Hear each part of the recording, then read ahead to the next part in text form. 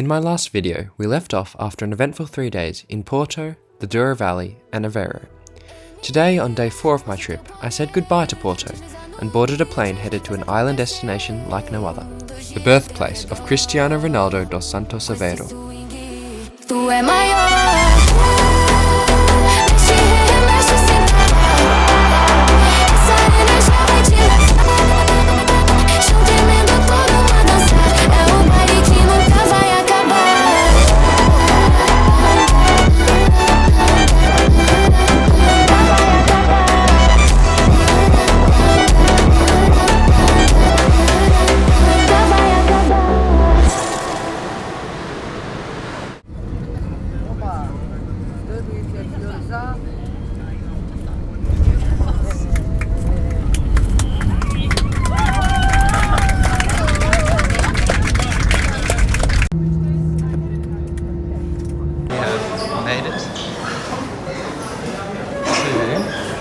Cristiano Ronaldo Airport. I have to say, Cristiano keeps his airport in good nick. It's a lot nicer than the Porto one. Look how many Ballon d'Ors Ronaldo's won. There he is.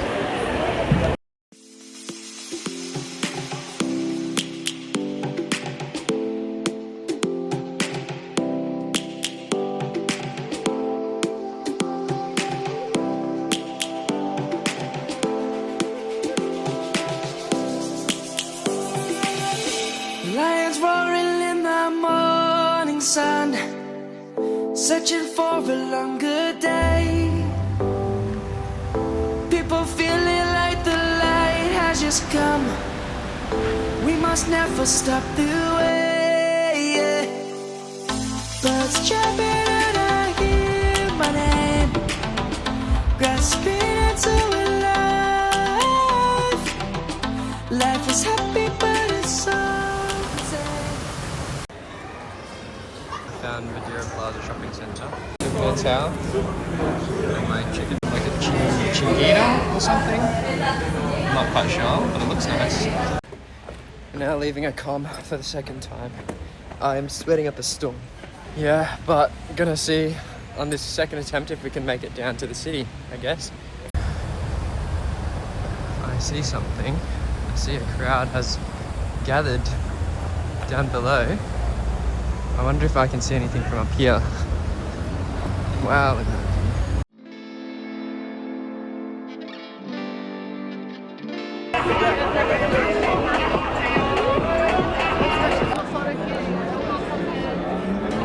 You don't cry, you're not strong enough to care. Getting lost in my own pain, not in the game. One more dance to see me. I've been hoping we could try.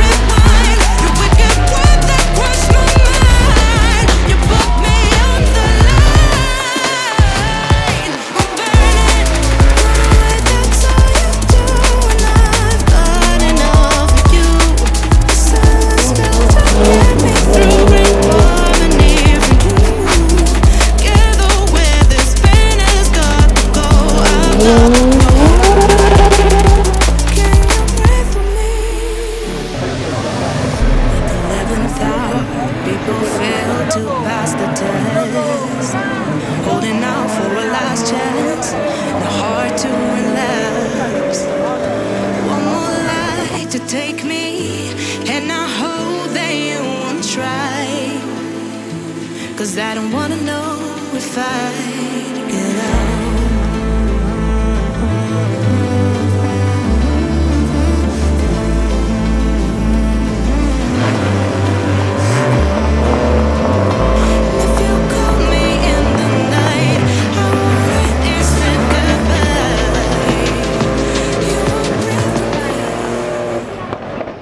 This street segment in Funchal was just the opening time trial segment for the weekend, with more time trials and probably more exciting courses to take place all over the island over the coming days.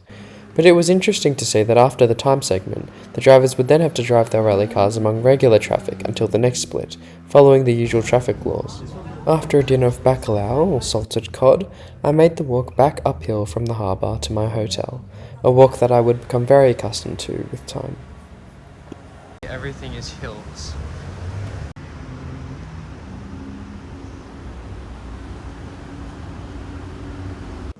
The next day started with a whale and dolphin watching tour. This was one of the first activities that I had booked when I decided to go to Madeira, and I had been especially excited as the tour had advertised itself as offering the chance to swim with dolphins if appropriate. I found myself sitting next to a lovely Italian superfan of cetaceans who had been on the tour multiple times already throughout his stay, so hearing him talk about how he kept coming back for more was already filling me with hope.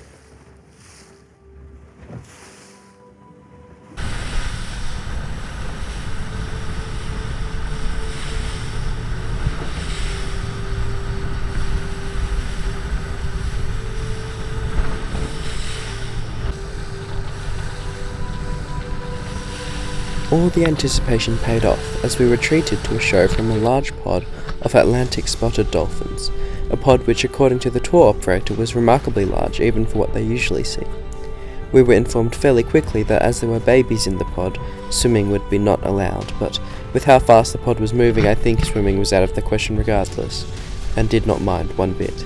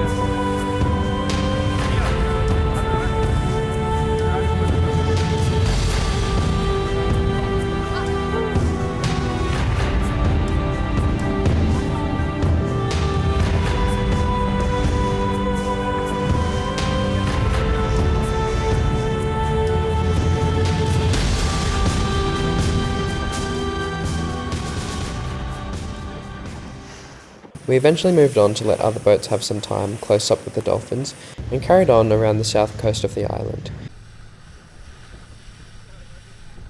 And one on the other side of the mountain.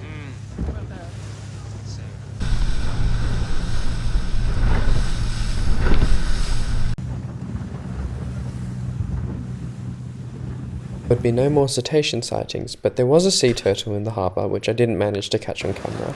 And then, right at the end, one final surprise. I want to see.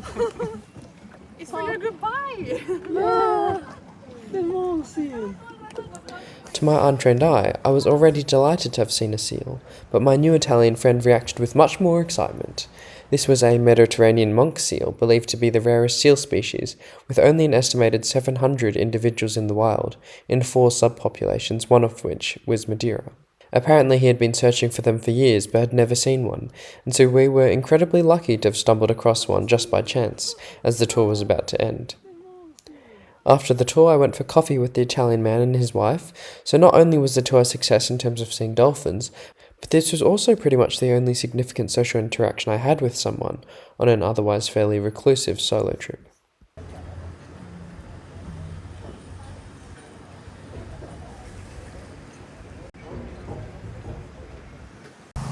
We are now heading to the CR7 Museum, which I'm very excited about. CR7ers unite.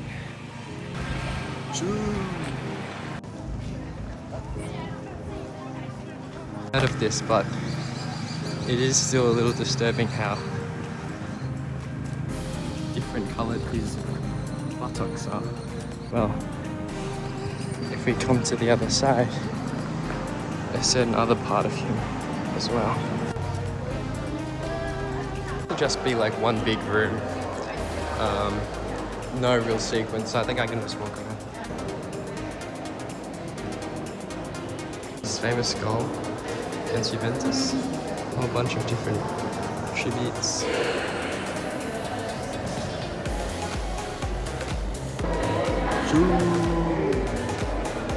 Ballon d'Or 2014. Real Madrid. Dior here. 2013.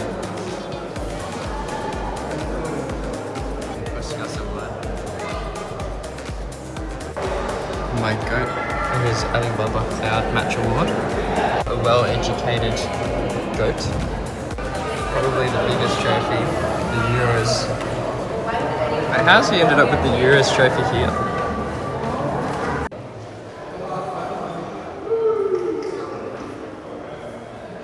He's like Prem Man of the Match Awards.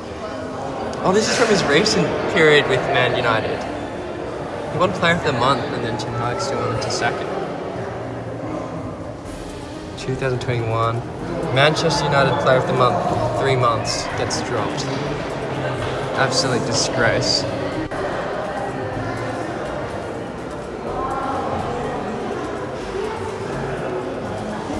This guy has won so many trophies. Basically the museum, it doesn't go so much into his story. It's mostly just like the collection of all his trophies, but my goodness, there are a lot of them. This is legal.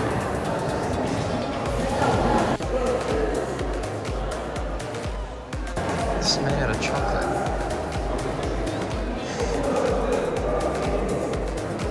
True. This is actually very cool. Champions of Madeira Junior Football, 1995 to 96. And that's his old player card for the Nacional, the team in Madeira.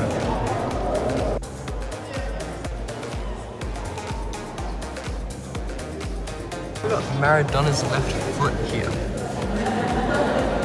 Where does this come from?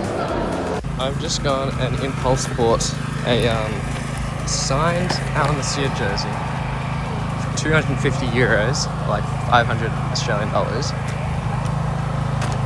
No regrets. I mean, it's signed, but to be honest, I thought she said 150. I've gone for it. If I had heard 250, probably not. But do I regret it enough to return it? No. After leaving the museum, I carried on walking along the harbour towards my next destination.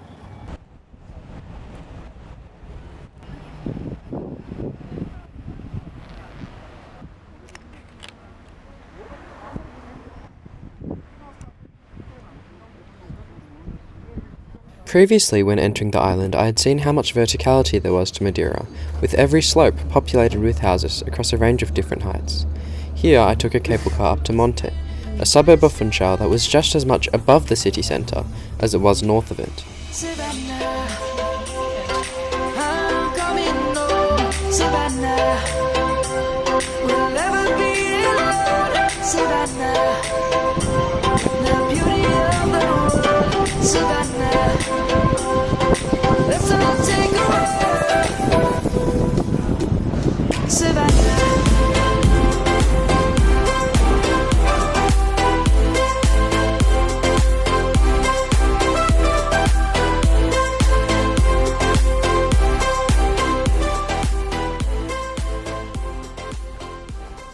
At the top of the cable car were a few churches. Looks like the Chapel of Barbosas.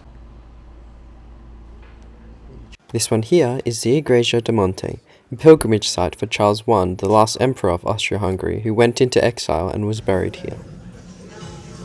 But the most famous attraction in Monte was without a doubt the Monte Palace Tropical Gardens, the huge botanical garden sitting high above the main city.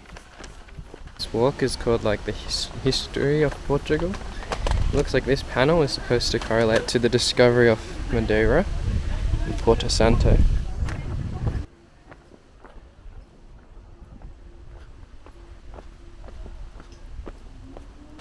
Probably the most highly rated attraction up here in Monte. And I saw there was a sign somewhere that said they might have flamingos. I don't know if that's true, but if they are, I definitely want to find them. I find it quite strange though, how would they manage to keep flamingos and just have them stay in this one little pond? Unless they're fake. I've spotted the flamingos. Oh. Now just trying to walk down there, I'm not quite sure. Ooh. A little skink ran past as well. I'm not quite sure how to get down. All these paths are like a maze. They're all very near the boardwalk. I'm not too bothered. Look at this, the moment you step close, you just hear all this scurrying and they all just start running. There's so many of them. And they're all so close by, but once you walk near, you just hear. There you have it. Real flamingos. Wow.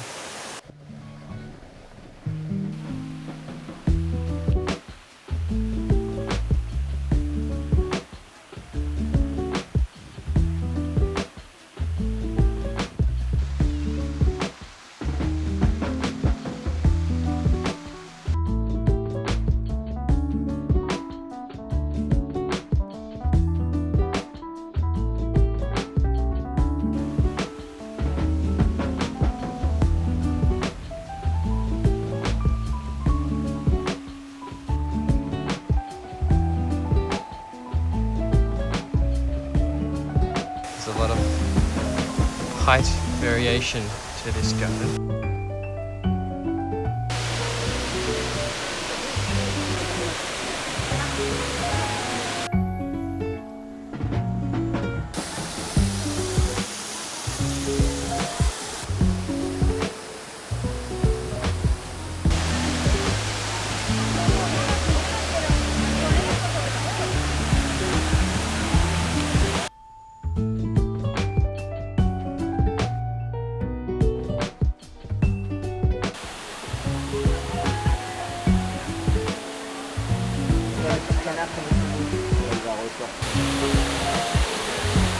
No! No! Get away from him!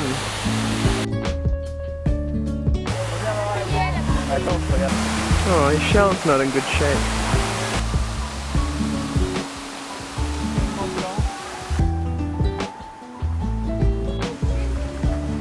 It's like a, I want to say, oriental themed.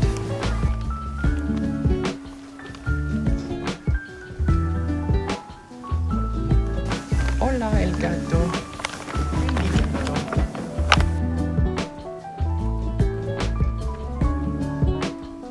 There's like an entire street of hydrangeas. I've walked for ages to get out of the gardens and then up this additional hill where the church is. I think the toboggans are meant to be nearby. I can't see them yet. The traditional way of reaching the city from Monte was by riding a wicker toboggan down the slopes of the streets, which nowadays has become a popular tourist attraction. Unfortunately, today there were extremely long lines, and even though I had the patience to wait, the man running the toboggans frankly told me that they were going to close for the day at 5 PM before they got through most of the line. And so I made my way back to the cable car. I wonder if Cristiano used to ball out here. Unlikely, because he had his own training ground.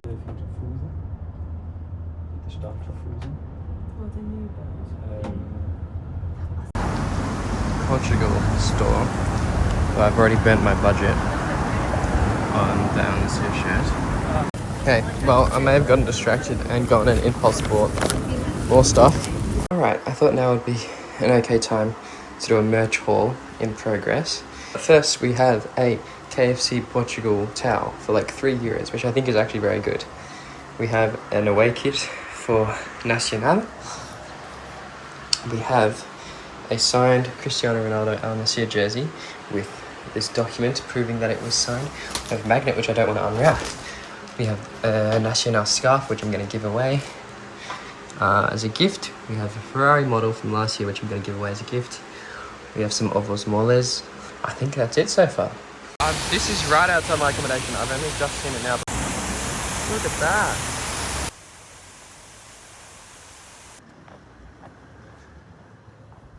Finally, I ended the day with a dinner of espetadas, Madeira's specialty skewers, which were delicious but a bit too small portioned for my liking. Coming up tomorrow was a 5 AM wake up for the most famous sunrise hike in all of Madeira. 6:20. Got picked up at 5:25. Driven up to this sunrise viewing spot. It's gonna be like a 40-minute wait till sunrise. It's actually very cold, like 14 degrees or something. And then afterwards, we're gonna do PR1. Today was another day I had been anticipating for a long time. A sunrise hike off PR1, the most famous trail in all of Madeira, up to Pico Arieiro, one of the highest points on the island.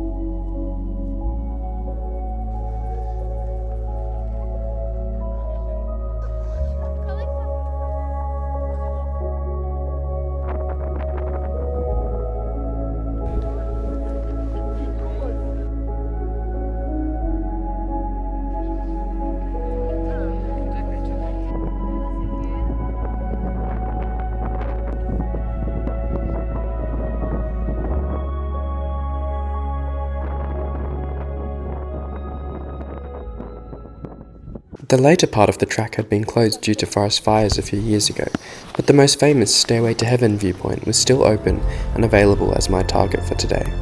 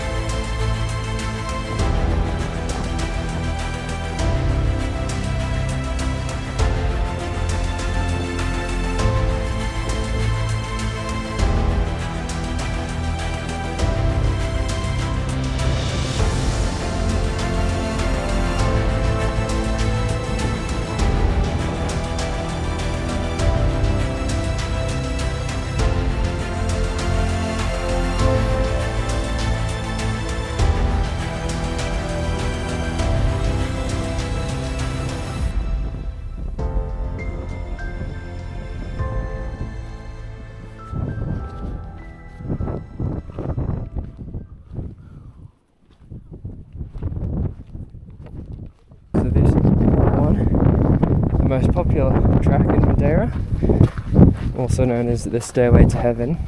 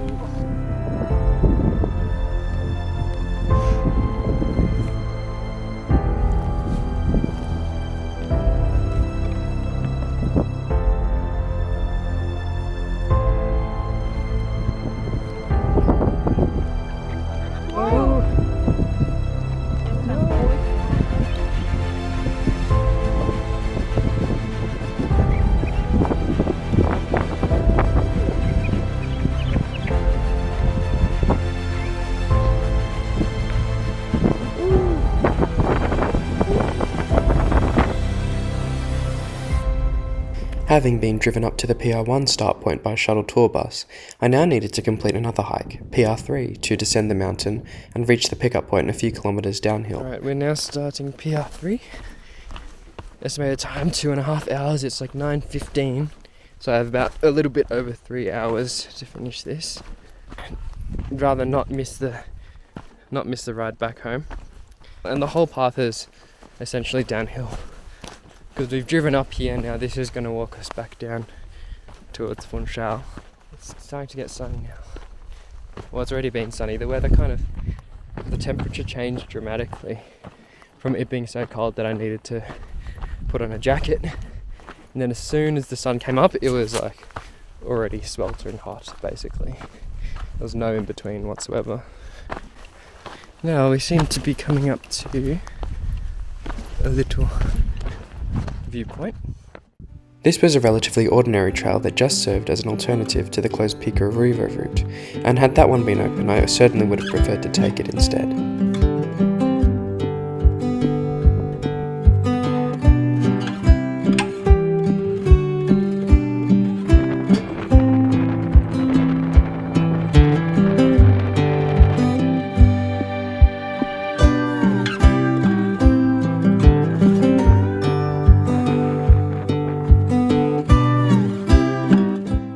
I enjoy the uphills a lot more. Better on the knees. So far it's still the same view, which is this windy road. By the way, some knobhead back in Australia a couple of months ago told me that it's dude, why are you saying Madeira? It's Madeira, bro. Well, I mean, everyone here has been calling it Madeira, so at least a lot of people have. So I'm gonna call it whatever I want. Or I'm going to call it Madeira, so that no one can judge me, because it's half committal in terms of the weather. There's no rain whatsoever. Apparently there are like microclimates, so different areas of the island obviously get more rain, etc. But for the most part, there's been no rain whatsoever. It's been a tiny bit hot, but really not too bad.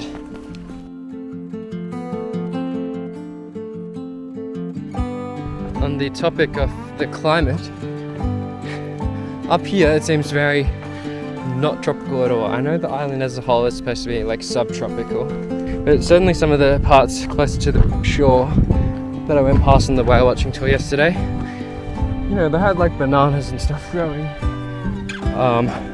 The type of trees as well seemed very tropical, but here, not at all.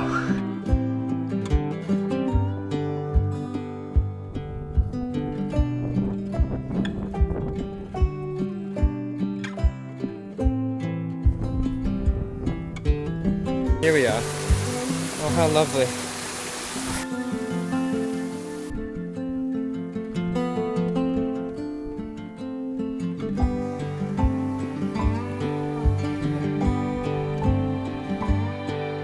If that is the ecological park where I am headed. Could be the final stretch here.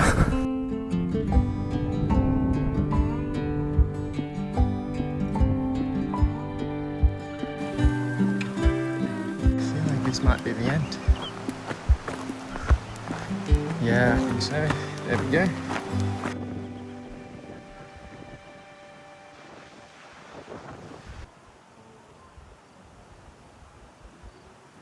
Steak sandwich at this Forest and Foods Cafe. Now just walking the last 5 minutes to the pickup spot.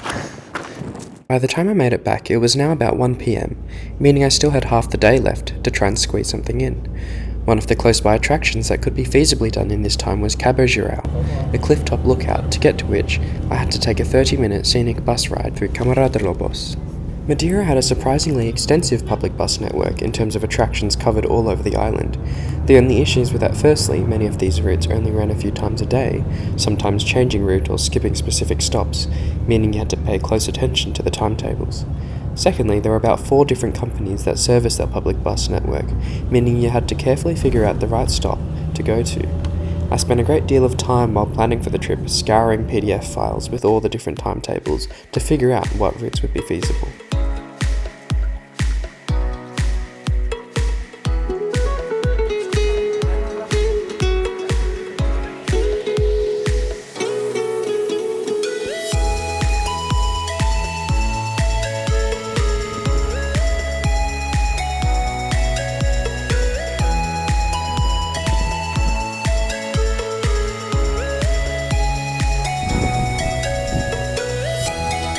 Cabo Girao is the highest cape in Europe, though geographically closer to Africa, at 542 metres, offering views of the city as well as the cliff face, with a small area of farming land accessible by cable car below, that provided for the kind of photo you would find on the cover of a geography textbook.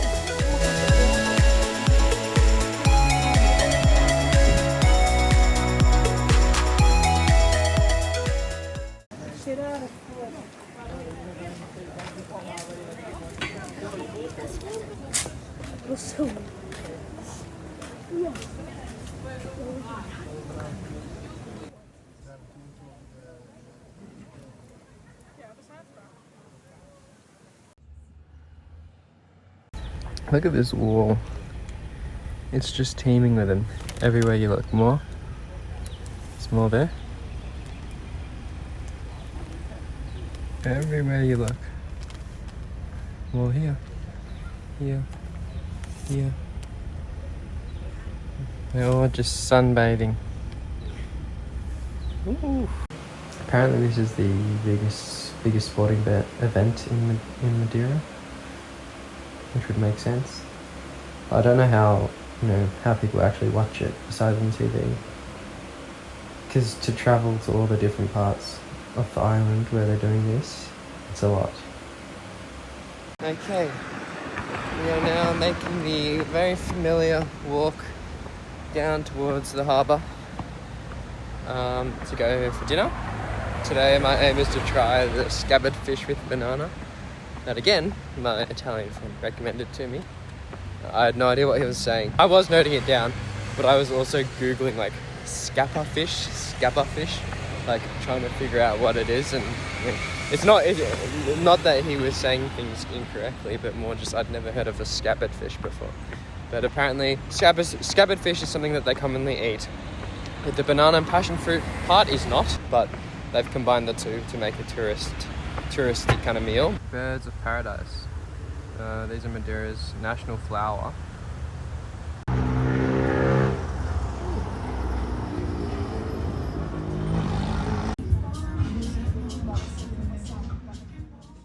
Okay, it's 7:25. Walking to the bus stop to try and take the bus to Abra Bay.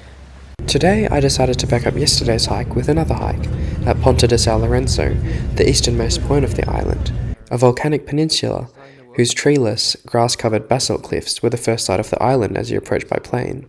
With today being a Sunday, many of the other attractions were closed, but this bus route was relatively undisturbed, thanks to being the same essential bus route that goes towards the airport.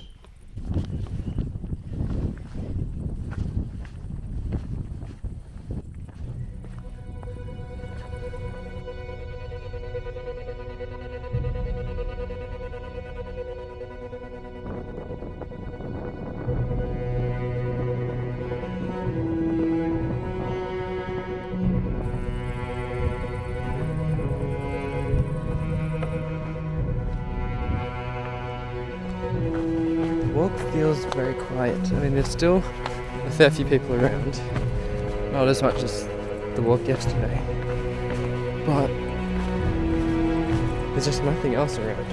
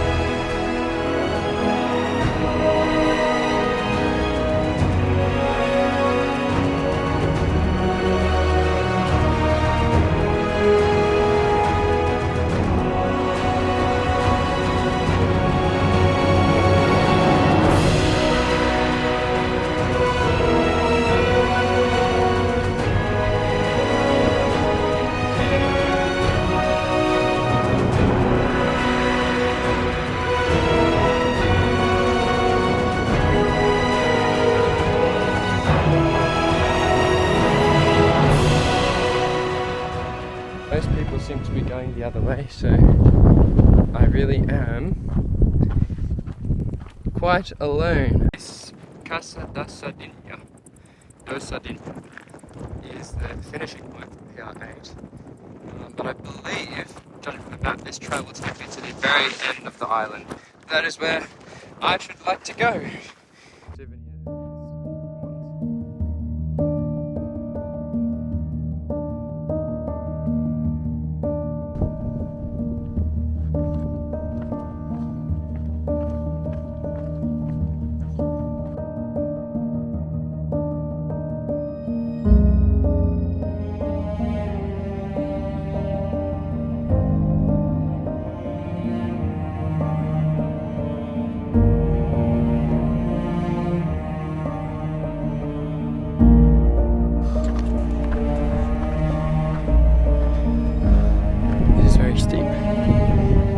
Perfectly fine now, but it will be a pain going down later.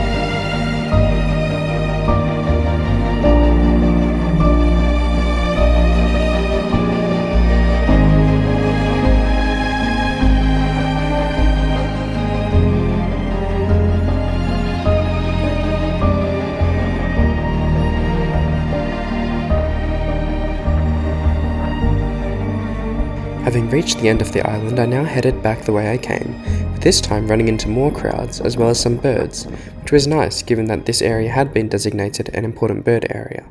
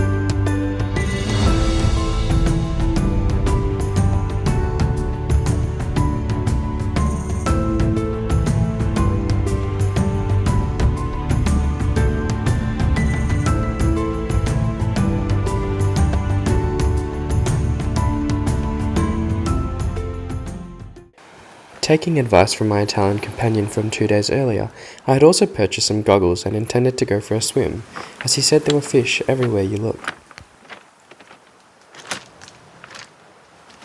Sandiest European beach. Beautiful.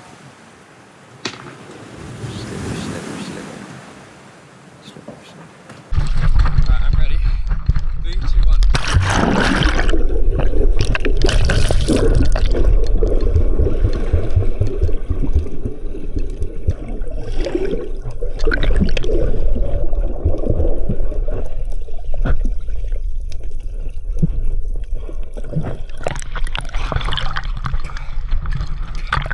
There's no fish or anything at the thought, but the water's okay. Now that I'm here, I can confirm they do have sand on this continent.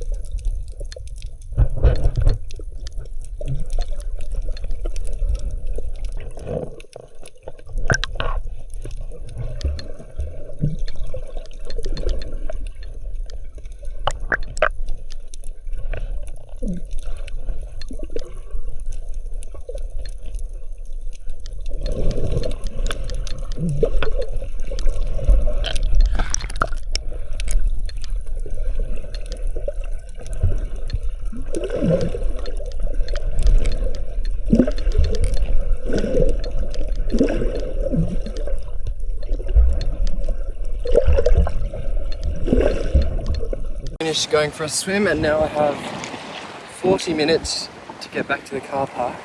I mean, before I came down here, I could see the car park, it was visible. So I don't think it's impossible, but it'll be like 10 minutes to get back up to where I started from before I went down to the beach, and then yeah, I'll be a little under the pump. But I think it was worth it. There were quite a few fish to see. I thought there was nothing at first, but there were quite a few fish around. Some very colourful, nice looking ones as well. I don't have the ability to identify any names yet, but I'll see if I can search them up later.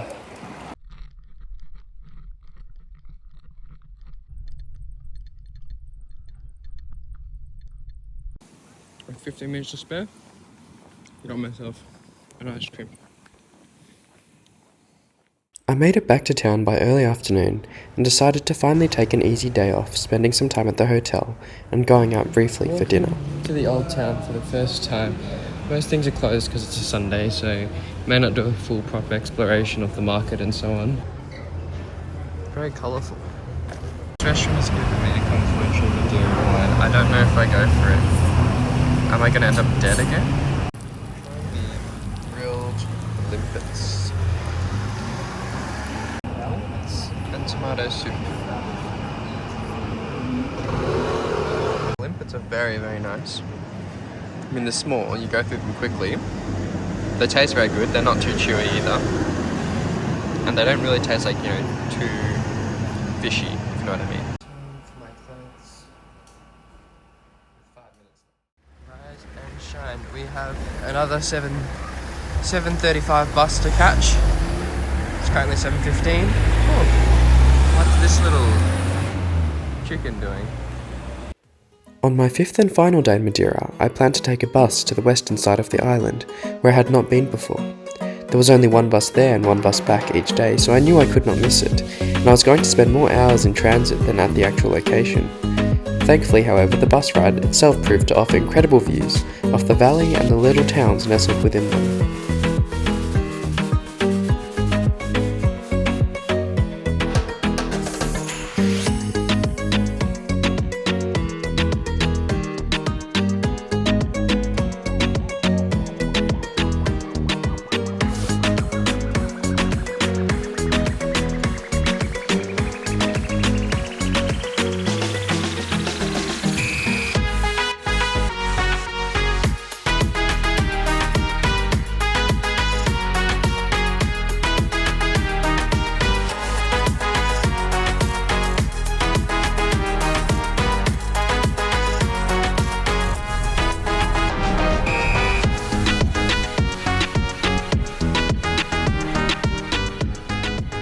My actual destination was Porto Moniz, a town famous for its natural swimming pools made from volcanic rocks, where everyone seemed to congregate.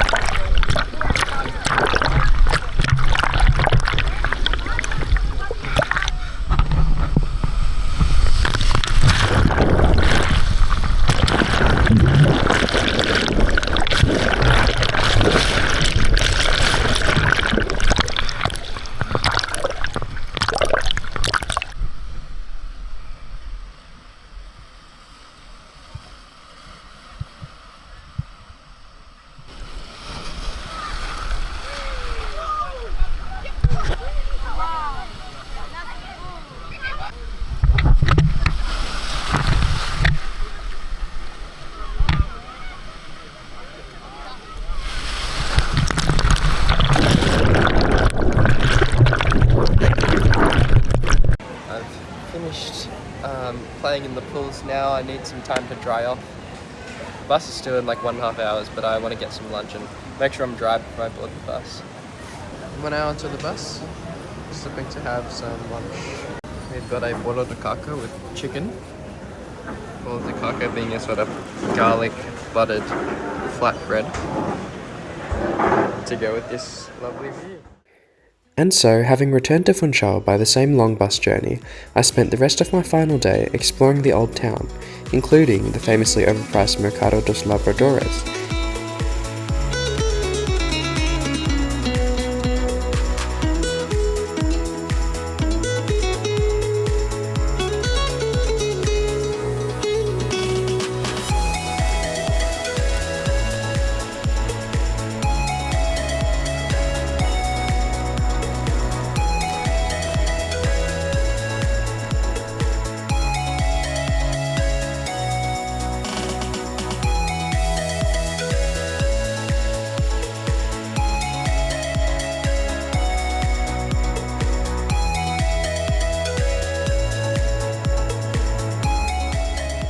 live show of Mr. Suey Man dribbling in his underwear. I was tempted along the way by this gelato. I've got guava and some milk Oreo kind of flavour. I also paid a visit to the painted doors of Rua de Santa Maria.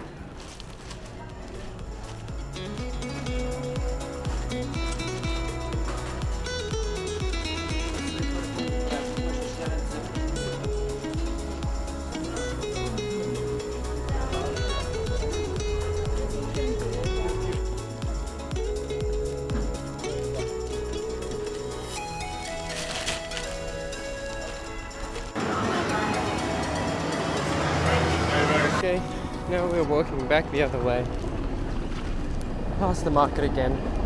The market was full of souvenirs and fruit. The fresh fruit was all rather exorbitantly priced, if I do say so myself, like 20, 30, 50 euros per kilo. The 5 days I had spent in Madeira were almost as long as my time in Porto and Lisbon combined, yet it still felt as though there was so much more the island had to offer. The golden beaches of Porto Santo, attending a game at one of the picturesque football stadiums, the historical heritage of the Santana houses, and so many other areas only accessible by car. I had chosen this place initially half as a joke pilgrimage to see Cristiano Ronaldo's birthplace, and indeed it was fascinating to see his museum. And of course his humble hometown of Funchal, where that famous clip of him sweeping the streets came from. But having revealed such amazing natural beauty, Madeira managed to capture my heart as a place I would want to visit again every time, and would recommend to anyone thinking about travelling to Portugal.